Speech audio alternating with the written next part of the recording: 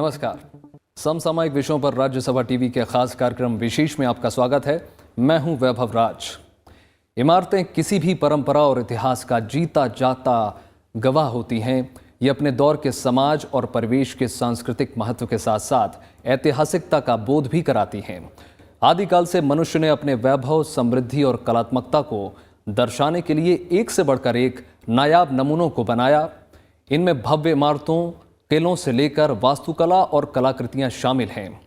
सदियों पुरानी ये धरोहर आज भी गौरवशाली इतिहास और परंपरा की याद दिलाती हैं। इतिहास के महत्वपूर्ण यादों को अपने अंदर समेटे ये धरोहर रखरखाव की कमी के कारण जब दम तोड़ने लगे तो इन्हें संजोने के लिए वैश्विक स्तर पर कोशिशें शुरू की गईं। संयुक्त राष्ट्र की एजेंसी यूनेस्को ने दुनिया भर में मौजूद इन धरोहरों को विश्व धरोहर की सूची में शामिल करने का प्रयास शुरू किया, जो उनके संरक्षण और देखभाल की दिशा में एक महत्वपूर्ण कदम शामिल हुआ। आज दुनिया भर की 1000 से ज़्यादा स्थलों को विश्व धरोहर की सूची में शामिल किया गया है, जिसमें भारत के ताजमहल के साथ ही 37 धरोहर शामिल हैं। आज की विशेष में बात करेंगे वर्ल्ड हेरिटेज डे और उसके महत्व के बारे में, साथ ही दुनिया और भारत के धरोहरों के बारे में भी जानेंगे। तो चलिए आज शुरू करते हैं आज का विशेष।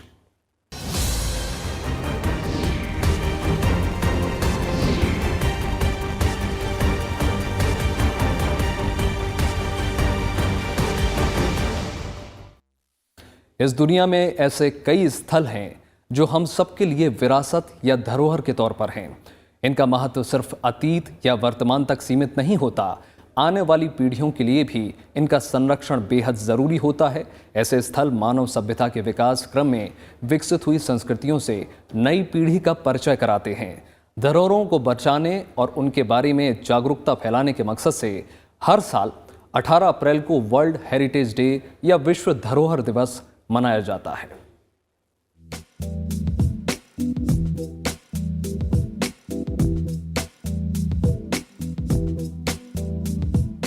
हर साल 18 अप्रैल को वर्ल्ड हेरिटेज डे यानी विश्व धरोहर दिवस मनाया जाता है। दुनिया के सांस्कृतिक ऐतिहासिक स्थलों को विरासत के रूप में संरक्षित करने के लिए ये दिवस मनाया जाता है। इस दिवस का मकसद दुनिया की सांस्कृतिक विरासत, स्मारकों की विविधता, इनकी प्रासंगिकता को लेकर जन जागरूकता बढ़ाना है। हम कह सकते हैं कि विश्व धरोहरों की सूची में शामिल स्थलों के महत्व को समझाने, उनकी सुरक्षा, संरक्षण और उनके गौरवशाली इतिहास के प्रति दुनिया भर के लोगों में जागरूकता फैलाने के लिए ये दिन उत्सव के तौर पर मनाया जाता है। मानव विरासत को संरक्षित करने के साथ ही इस दिशा में जो संगठन काम कर रहे हैं, उनकी कोशिशों को भी पहचानना इसका उद्देश्य है। इनमें आर्किटेक्ट, इंजीनियर, सिविल इंजीनियर, कलाकार और पुरातत्वविद शामिल हैं। सवाल उठता है कि कब से विश्व धरोहर दिवस मनाने की शुरुआत हुई। सबसे पहले 18 अप्रैल 1982 को ट्यूनीशिया में international council of monuments and sites की ओर से पहली बार विश्व धरोहर दिवस मनाया गया। संयुक्त राष्ट्र की एजेंसी यूनेस्को ने 1983 में हर साल 18 अप्रैल को वर्ल्ड हेरिटेज डे मनाने का प्रस्ताव पारित किया। उसके बाद से विश्व धरोहर दिवस हर साल 18 अप्रैल को मनाया जाने वाला एक वार्षिक कार्यक्रम है। वर्ल्ड हेरिटेज डे जो है ये हमारी एक इंटरनेशनल ऑर्गेनाइजेशन है, ICOMOS, international council on monuments and sites. ये जो वर्ल्ड हेरिटेज डे है 18 अप्रैल, ये actually international day for monuments and sites है। इसको डिफरेंट जो हमारे देश हैं वो अलग अलग तरीके से मनाते हैं, तो भारत इसको वर्ल्ड हेरिटेज डे के हिसाब से बनाता है। विश्व धरोहर या विरासत सांस्कृतिक महत्व और प्राकृतिक महत्व के स्थल होते हैं। ये ऐसे स्थल होते हैं जो ऐतिहासिक और पर्यावरण के लिहाज से भी बेहद महत्वपूर्ण हैं। इनका अंतर्राष्ट्रीय महत्व होता है और इन्हें बचाए रखने के लिए विशेष कदम उठाए जाने की जरूरत होती है। किसी भी स्थल को विश्व धरोहर के रूप में मान्यता देने का काम संयुक्त राष्ट्र की संस्था यूनेस्को करती है। कोई भी स्थल जो मानवता के लिए जरूरी है, उस जगह का सांस्कृतिक और भौतिक महत्व है, उसे विश्व धरोहर के रूप में मान्यता दी जा सकती है। संयुक्त राष्ट्र शैक्षिक, वैज्ञानिक और सांस्कृतिक संगठन यानी यूनेस्को संयुक्त राष्ट्र की एक संस्था है ये संस्था मुख्य रूप से शिक्षा, प्राकृतिक विज्ञान, सामाजिक और मानव विज्ञान, संस्कृति और सूचना के अलावा संचार के क्षेत्र में काम करती है। इसका उद्देश्य शिक्षा और संस्कृति के क्षेत्र में अंतर्राष्ट्रीय सहयोग से शांति और सुरक्षा की स्थापना करना है। यूनेस्को द्वारा किसी स्मारक को विश्व धरोहर की सूची में शामिल किया जाता है और इसका मतलब ये हुआ कि जो भी ऐसा स्मारक, चाहे वो स्मारक हो या और वो प्राकृतिक नेचुरल हेरिटेज भी है, न केवल आर्कियोलॉजिकल या monumental heritage but also natural heritage, प्राकृतिक धरोहर। इसका सबसे बड़ा उद्देश्य यह है कि उससे न केवल एक विशेष देश में ही बल्कि उस धरोहर को पूरा विश्व अपनी संपदा मानता है और इसलिए उसके रखरखाव के प्रति पूरे विश्व में लोगों में जागरूकता फैलाई जाती है। विश्व धरोहर दिवस 2019 का विषय ग्रामीण परिदृश्य है। ग्रामीण इलाकों में मौजूद धरोहरों की सुरक्षा और संरक्षण के लिए संपूर्ण अंतर्राष्ट्रीय समुदाय के सामूहिक प्रयासों की जरूरत है। दुनिया में ऐसी कई सारी जगहें हैं जो अपनी खास बनावट के साथ ही और भी कई विविधताएं अपने में समेटे हुए हैं। ऐसी जगहों को आने वाली पीढ़ियों के लिए संजोने की जरूरत है। इसी मकसद को लेकर विश्व धरोहर दिवस मनाने की शुरुआत हुई। हमारी ऐतिहासिक और प्राकृतिक धरोहरों को आने वाली पीढ़ियों के लिए बचाए रखने के लिए कितनी कोशिश की जा रही है, विश्व धरोहर इसे परखने की कसौटी भी है। विश्व धरोहर दिवस मानव जाति के साझा इतिहास और विरासत का जश्न मनाने का दिवस है। इससे दुनिया की संस्कृतियों को संरक्षित करने के महत्व को आगे बढ़ाने के लिए प्रोत्साहित करने में भी मदद मिलती है। हम कह सकते हैं कि वर्ल्ड हेरिटेज डे के जरिए ऐतिहासिक धरोहरों के सांस्कृतिक और प्राकृतिक महत्व से दुनिया भर के लोगों को रूबरू कराने का प्रयास किया जाता है। Bureau report, Rajya Sabha TV. विश्व धरोहर स्थल यानी एक ऐसी जगह जिसका न सिर्फ ऐतिहासिक बल्कि प्राकृतिक और मानवता के भविष्य के लिए भी जिसकी खास अहमियत हो। यहाँ ये जानना भी ज़रूरी है कि ऐसी जगहों का चयन आखिर होता कैसे है और कौन सी जगह किन परिस्थितियों में पूरे विश्व की धरोहर घोषित की जाती है।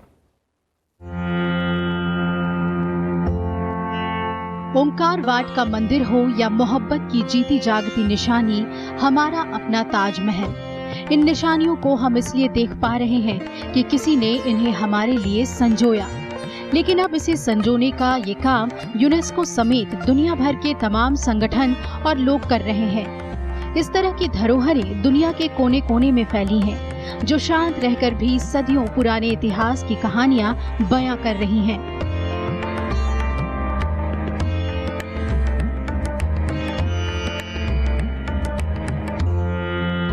यूनेस्को विश्व धरोहर को मान्यता देने वाली इकाई है, लेकिन दुनिया की हर खूबसूरत या ऐतिहासिक जगह को विश्व धरोहर में शामिल नहीं किया जाता। दरअसल इसकी एक खास प्रक्रिया है। सबसे पहले किसी भी देश को किसी स्थल की अस्थायी सूची तैयार करनी होती है। कोई भी देश ऐसी किसी संपदा को नामांकित नहीं कर सकता है जिसका नाम उस सूची में पहले ही सम्मिलित ना हुआ हो। दूसरे चरण में विश्व धरोहर केंद्र इस फाइल को बनाने में सलाह देता है और सहायता करता है, जो किसी भी विस्तार तक हो सकती है। तीसरे चरण नॉमिनेशन फाइल को स्वतंत्र रूप से 2 संगठन आकलित करते हैं, अंतर्राष्ट्रीय स्मारक और स्थल परिषद और विश्व संरक्षण संघ। ये संस्थाएं फिर विश्व धरोहर समिति से सिफारिश करती है। चौथे चरण में विश्व धरोहर समिति के निर्णय की बारी आती है। समिति साल में एक बार बैठक करती है और उसी वक्त ये तय होता है कि नामांकित संपदा को विश्व धरोहर सूची में सम्मिलित करना है या नहीं। पांचवें चरण में यूनेस्को के 10 मानदंडों की कसौटी पर स्थल को तोला जाता है। 2004 से पहले 6 सांस्कृतिक और 4 प्राकृतिक मानदंडों को पूरा करना होता था, लेकिन अब 10 मानदंडों का एक ही सेट तय किया गया है। किसी भी स्मारक को विश्व धरोहर कहने के लिए बनाने के लिए एक बड़ी लंबी चौड़ी प्रक्रिया से गुजरना पड़ता है। प्रक्रिया बड़ी लंबी है, जैसे मैंने कहा कि इसके लिए एक डोसियर तैयार किया जाता है और उसको पेरिस में जो यूनेस्को के हेडक्वार्टर्स हैं उनके पास भेजा जाता है। फिर उनके कुछ एक्सपर्ट्स की, विशेषज्ञों की मीटिंग होती है और वो तय करते हैं कि मैंने पहला एक बार में ही नहीं हो जाता। पहली जो मीटिंग होती है उसमें ये तय किया जाता है कि क्या इसको शामिल किया जाए या नहीं, और उसमें जो भी रिपोर्ट जो बनाई होती है उसमें कुछ ज़रूरी बदलाव की आवश्यकता होती है तो वापस कर दिया जाता है। इसलिए ये नहीं कि एक स्मारक को एक बार आपने भेजा और तुरंत वो विश्व धरोहर की सूची में शामिल कर लिया जाएगा। प्रक्रिया काफ़ी समय लेती है। इन धरोहरों को 3 श्रेणियों में बांटा गया है: प्राकृतिक धरोहर, सांस्कृतिक धरोहर और मिश्रित धरोहर स्थल। प्राकृतिक धरोहर स्थल यानी ऐसी धरोहर जो भौतिक या प्राकृतिक रूप से बनी हुई हो। ये भौगोलिक दृष्टि से बहुत सुंदर या वैज्ञानिक महत्व की होनी चाहिए। इसके साथ ही ऐसी धरोहर किसी विलुप्त जीव या वनस्पति का प्राकृतिक आवास भी हो सकती है। सांस्कृतिक धरोहर यानी कोई स्मारक, स्थापत्य की इमारतें, मूर्तिकारी, चित्रकारी, गुफा, शिलालेख वगैरह शामिल है जो ऐतिहासिक, सौंदर्य, जातीय, मानव विज्ञान या वैश्विक दृष्टि से महत्व की हो। मिश्रित धरोहर स्थल यानी वो धरोहर स्थल जो प्राकृतिक और सांस्कृतिक दोनों ही तौर पर अहम हो। दुनिया भर में 1000 से ज़्यादा वर्ल्ड हेरिटेज स्मारक हैं हमारे, और सबसे ज़्यादा जो इसका जो डिस्ट्रीब्यूशन है वो यूरोप और इस तरफ ज़्यादा है, और south Asia, south east Asia में अभी थोड़ा हम बैलेंस करने की कोशिश कर रहे हैं। लेकिन ये वही है कि हर देश का जो भी इस कन्वेंशन का सिग्नेटरी है, जिसने इसको ज्वाइन किया है, वो अपने देश में से 1 या 2 हर साल एक इमारत यूनेस्को को नॉमिनेशन के लिए भेजता है, और फिर एक्सपर्ट्स ग्रुप होते हैं, वर्ल्ड हेरिटेज कमेटी, वो उसमें से सिलेक्ट करके, और ये प्रोसेस करीबन 1972 से कन्वेंशन बनी थी तब से चालू है, तो अब तक हमारे पास 1000 से ऊपर वर्ल्ड हेरिटेज इमारत है। यूनेस्को के मुताबिक वर्ल्ड हेरिटेज के रूप में वर्गीकृत साइटें सांस्कृतिक और भौतिक महत्व रखती हैं। फिलहाल दुनिया भर में कुल 1092 विश्व धरोहर स्थल हैं, जिनमें से 845 सांस्कृतिक, 209 प्राकृतिक और 38 मिश्रित धरोहर हैं। इनमें से 54 की स्थिति ठीक नहीं है और वो खतरे वाली लिस्ट में है, जिसमें यीशु का जन्म स्थान, चर्च ऑफ द नेटिविटी और बेथलेहम का तीर्थ मार्ग भी शामिल है। तो मोटा मोटा वर्ल्ड हेरिटेज हमारा 3 या 4 किस्म का है। एक तो है मॉन्यूमेंट, जिसको हम कहते हैं कल्चरल साइट, दूसरा है नेचर, जिसको हम कहते हैं नेचुरल साइट, तीसरा है कल्चरल लैंडस्केप, जिसमें नेचर और कल्चर दोनों मिलके अपना अपना रोल प्ले करते हैं, और फिर होता है हमारा मिक्स्ड प्रॉपर्टी, जिसमें 3-4 ऑप्शंस मिलके वो मिक्स्ड प्रॉपर्टी बनती है।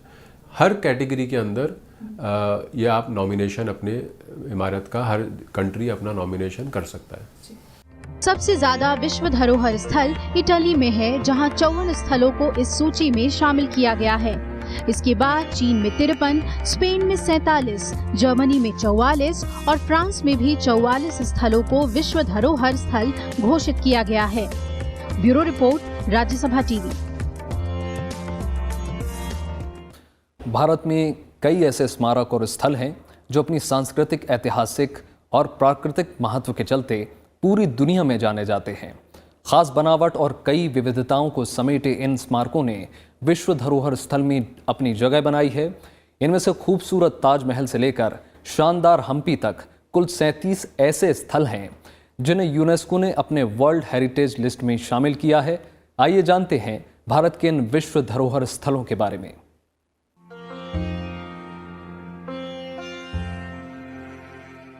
भारत की अनेक ऐतिहासिक इमारतों ने अपनी बनावट और प्रकृति से पूरी दुनिया का ध्यान खींचा है। इन इमारतों की सांस्कृतिक और ऐतिहासिक महत्व के चलते यूनेस्को ने इन्हें विश्व हेरिटेज की लिस्ट में शामिल किया है। यूनेस्को के वर्ल्ड हेरिटेज की लिस्ट में शामिल भारत के 37 स्थल शामिल हैं, जिनमें ताजमहल, आगरा का किला, अजंता की गुफाएं, एलोरा की गुफाएं, महाबलीपुरम के स्मारकों का समूह, कोणार्क का सूर्य मंदिर, काजीरंगा राष्ट्रीय उद्यान, केवलादेव राष्ट्रीय उद्यान, मानस वन्यजीव अभयारण्य, गोवा के चर्च और आश्रम, फतेहपुर सीकरी, हम्पी के स्मारकों का समूह, खजुराहो के स्मारकों का समूह, एलिफेंटा की गुफाएं, महान चोल मंदिर, पत्ततकल के स्मारकों का समूह, सुंदरबन राष्ट्रीय उद्यान, नंदा देवी राष्ट्रीय उद्यान, सांची का बौद्ध स्तूप, दिल्ली में स्थित हुमायूं का मकबरा, कुतुब मीनार और भारत के पहाड़ी रेलवे जिनमें Darjeeling Himalayan railway, Nilgiri mountain railway और कालका शिमला रेलवे शामिल है।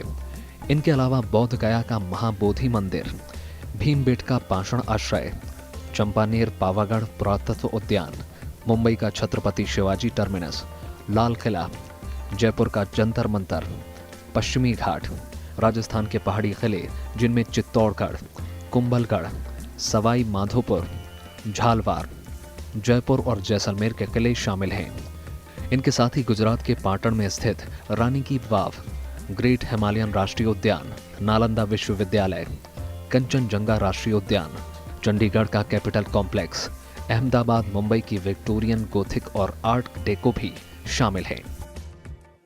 यूनेस्को में 30 से ज़्यादा हमारे वर्ल्ड हेरिटेज साइट है, तो हर के बारे में बताना मुश्किल होगा, लेकिन जैसे ताजमहल है, लाल किला है, हुमायूंस टूम है, कुतुब मीनार है, फतेहपुर सीकरी है और अपना मीनाक्षी टेम्पल है, और हमारे जो फोर्ट्स ऑफ राजस्थान है, जैसलमेर का फोर्ट है और जोधपुर का किला है, ऐसे करके करीबन 30 से ज़्यादा वर्ल्ड हेरिटेज साइट्स हमारे उस लिस्ट में है।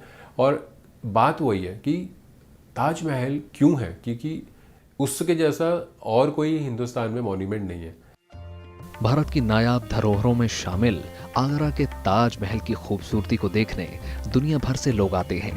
मुगल शासक शाहजहां द्वारा बेगम मुमताज की याद में बनवाया गया सफेद संगमरमर का ये मकबरा दुनिया के 7 अजूबों में भी शामिल है। यूनेस्को ने साल 1983 में इसे विश्व धरोहर स्थल घोषित किया। महाराष्ट्र के औरंगाबाद जिले में स्थित अजंता एलोरा की गुफाएं बड़ी बड़ी चट्टानों को काटकर बनाई गई हैं। ये बौद्ध स्मारक गुफाएं हैं। अजंता की गुफाएं पहाड़ को काटकर विशाल घोड़े की नाल के आकार में बनाई गई हैं। यूनेस्को ने इन गुफाओं को साल 1983 में वर्ल्ड हेरिटेज की सूची में शामिल किया। हर एक स्मारक की अपनी विशेषता है। सबसे बड़ी बात तो यह है कि कोई भी स्मारक है वो अपने में विशिष्ट है, दूसरा कुतुब मीनार नहीं है या दूसरा ताजमहल नहीं है। तो हर एक की अपनी अपनी विशेषता है। जैसे कुतुब मीनार ले लीजिए उदाहरण के तौर पर, कुतुब मीनार जैसी मीनार पूरे भारत में नहीं है। उसकी अपनी एक विशेषता है, वास्तुकला की दृष्टि से भी, ऐतिहासिकता की दृष्टि से भी। उसमें उत्कीर्ण की गई कैलीग्राफी के हिसाब से भी अजंता की अपनी विशेषता है, एलोरा की अपनी विशेषता है। वहीं उड़ीसा में पुरी के पास चंद्रभाग नदी के तट पर कोणार्क का सूर्य मंदिर स्थित है। ये मंदिर अपनी अनूठी वास्तुकला के लिए दुनिया भर में मशहूर है। साल 1984 में यूनेस्को ने इसे विश्व धरोहर स्थल घोषित किया। खजुराहो के मंदिर अपनी नक्काशी और वास्तुकला के लिए पूरी दुनिया में जाने जाते हैं। पत्थर पर उकेरी गई कलाकृतियां खजुराहो की पहचान है, जिसे देखने 7 समंदर पार से लोग आते हैं। साल 1986 में यूनेस्को ने इन मंदिरों को विश्व धरोहरों की सूची में शामिल किया। कर्नाटक के बेल्लोरी जिले में स्थित हम्पी को दुनिया भर के सबसे बेहतरीन पर्यटन स्थलों में से एक माना जाता है। यहाँ 1600 से भी अधिक हिंदू मंदिर, महल, किले और संरक्षित पत्थरों के स्मारक हैं, जो वास्तुकला के लिहाज से अनोखे हैं। साल 1986 में यूनेस्को की विश्व धरोहर सूची में शामिल हम्पी साल 1336 से 1646 तक विजयनगर साम्राज्य की राजधानी था। लेकिन भारत की विविधता और उसकी संस्कृति को देखते हुए बहुत सारे और मॉन्यूमेंट हैं, विरासत है, जो इसमें लिस्ट में शामिल होने की ज़रूरत है। ये लिस्ट हमको तकरीबन इंडिपेंडेंस के टाइम मिली थी और हमने उसमें बहुत ज़्यादा वृद्धि नहीं करी। तो भारत में तो हज़ारों की तादाद में हर शहर में, नहीं तो हर बड़े शहर में तो कम से कम ऐसी धरोहर है जिसको बचाना बहुत ज़रूरी है।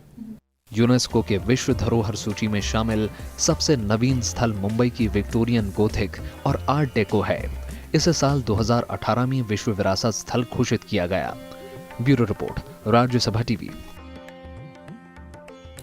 भारत के संविधान से हर नागरिक को भाषा, लिपि या संस्कृति के संरक्षण का अधिकार हासिल है। भारत में ऐतिहासिक धरोहरों को संजोने के लिए कई कानून बने हैं। इनकी देखरेख से लेकर सैलानियों को आकर्षित करने के लिए कई योजनाएं भी बनी। भारतीय पुरातत्व सर्वेक्षण की देखरेख में इन जगहों को रखा गया है।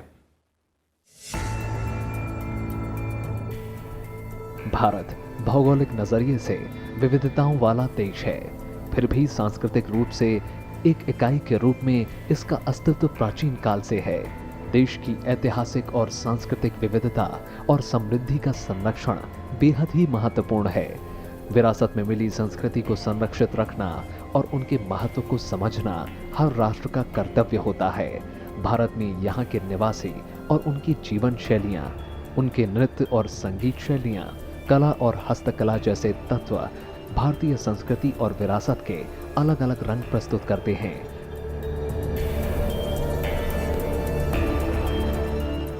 भारत में सैकड़ों साल पुरानी धरोहरों की देखभाल तो पहले भी होती थी, लेकिन बाद में इसे अंतर्राष्ट्रीय पैमानों के मुताबिक ढाल दिया गया। 1977 से भारत विश्व विरासत के लिए कई अंतर्राष्ट्रीय संगठनों से सहयोग ले रहा है। इनमें international council of monuments and sites और international union for the conservation of nature and natural resources के अलावा international centre for the study of preservation and reservation culture property जैसी संस्थाएं अहम हैं। भारत इनके जरिए धरोहरों की देखरेख को बेहतर बनाने की कोशिश में जुटा है। इन धरोहरों के बिना तो सांस्कृतिक, प्राकृतिक और वो जो ऐतिहासिक है, आपके पास यही तो एक किस्म का विटनेस है। एक किस्म से यही हमारी फ्यूचर जनरेशन को, आने वाली पीढ़ियों को बताएंगे कि हमारा इतिहास कितना अच्छा था, रिच था, वास्ट था। अगर यही धरोहर चली जाएंगी तो फिर तो ऐसा हो जाएगा कि आप एक शून्य में रह रहे हैं, आते अपना जीवन व्यतीत करते और चले जाते हैं। असल में भारत में ऐतिहासिक धरोहरों के प्रति जागरूकता 19वीं सदी की शुरुआत से देखी जा रही है। उस दौर में सांस्कृतिक चेतना के विकास के साथ ही इस दिशा में पहला कानून बना। 1810 में बंगाल रेगुलेशन 19 पारित हुआ। इसके बाद 1817 में मद्रास रेगुलेशन 8 पारित हुआ। इन दोनों कानूनों के जरिए ऐतिहासिक महत्व की सरकारी इमारतों के संरक्षण के लिए सरकार को शक्ति दी गई। हालांकि इन कानूनों में निजी स्वामित्व की इमारतों का जिक्र नहीं किया गया था। 1878 में भारतीय खजाना निधि कानून पारित हुआ, जिसमें खुदाई से मिलने वाले ऐतिहासिक महत्व की चीजों के संरक्षण की बात कही गई। इसके बाद कई छोटे मोटे कानून बने, लेकिन 1904 में प्राचीन स्मारक संरक्षण अधिनियम पारित हुआ, जो बेहद अहम है। इस कानून में यह व्यवस्था की गई कि निजी स्वामित्व में रखी ऐतिहासिक धरोहरों को सरकार अपने कब्जे में रखेगी और उसका संरक्षण करेगी। 1947 में एक और अहम कानून बना, पुरावशेष निर्यात नियंत्रण अधिनियम। इस कानून के तहत प्राचीन अवशेषों के निर्यात के लिए लाइसेंस को अनिवार्य कर दिया गया। 1951 में प्राचीन और ऐतिहासिक स्थल से जुड़ा कानून पास हुआ। 1904 के कानून के तहत घोषित ऐतिहासिक धरोहरों पर इस कानून ने मोहर लगाई, साथ ही सूची में कुछ नए नाम भी जोड़े। 1956 में राज्य पुनर्गठन अधिनियम के भाग 126 के तहत भी कई स्मारकों को राष्ट्रीय महत्व घोषित किया गया। इन तमाम कानूनों के पारित होने के बाद ऐतिहासिक धरोहरों की देखरेख की बहस पहले से तेज हो गई। भारतीय पुरातत्व सर्वेक्षण ने कई नियम बनाए हैं। एक तो है archaeological sites monuments and remains act 2010 में, उसमें कुछ संशोधन किया गया था। और उसके अलावा और भारतीय पुरातत्व सर्वेक्षण इस नियम के तहत हर स्मारक में सुनिश्चित करता है कि वहाँ पर कुछ ऐसी कोई गतिविधि न हो जो उसे नुकसान पहुँचाए, और न केवल उस स्मारक का बल्कि उसके आसपास के क्षेत्र में 200 मीटर 100 मीटर के दायरे में स्मारक के कोई नई बिल्डिंग वगैरह तैयार न की जा सके। हमारे देश में मोटा मोटा एक ही कानून है, AMSR एक्ट जिसको कहते हैं, ancient monuments and archaeological sites act, remains act of 1958। Central level पे यही एक एक्ट है जो सेंट्रली प्रोटेक्टेड मॉन्यूमेंट्स को बचाता है, जो हमारा सेंटर से गवर्न होता है, आर्कियोलॉजिकल सर्वे ऑफ इंडिया। कुछ कुछ स्टेट्स में अपने उनके एक्ट हैं, लेकिन बहुत ही ना के बराबर है। और ये वाला जो हमारा एक्ट है 1958 का, इसको भी आज की अगर हम रियलिटी को देखें तो इसको भी पूरा बदलाव होने की ज़रूरत है। ये भी बहुत पुराना एक किस्म का एक्ट है जो नई ज़रूरतों को, नई मुश्किलों को नहीं अपने अंदर इनकॉर्पोरेट करता। देश की ऐतिहासिक धरोहरों को संरक्षित करने के लिए 1958 में प्राचीन स्मारक और पुरातत्व स्थल और अवशेष अधिनियम पास किया गया। अगले साल इससे जुड़ा एक और कानून आया। 1972 में प्राचीन अवशेष और कला निधियों के नियंत्रण को लेकर पुरावशेष और बहुमूल्य कलाकृति अधिनियम 1972 पारित किया गया। इसमें स्मगलिंग से लेकर निजी स्वामित्व जैसे कई मुद्दों को शामिल किया गया है। 1973 में इसमें मामूली संशोधन किया गया। इन कानूनों के अलावा सरकार की तरफ से ऐसी इमारतों और धरोहरों को सजाने की कोशिश जारी है। Bureau report, Rajya Sabha TV.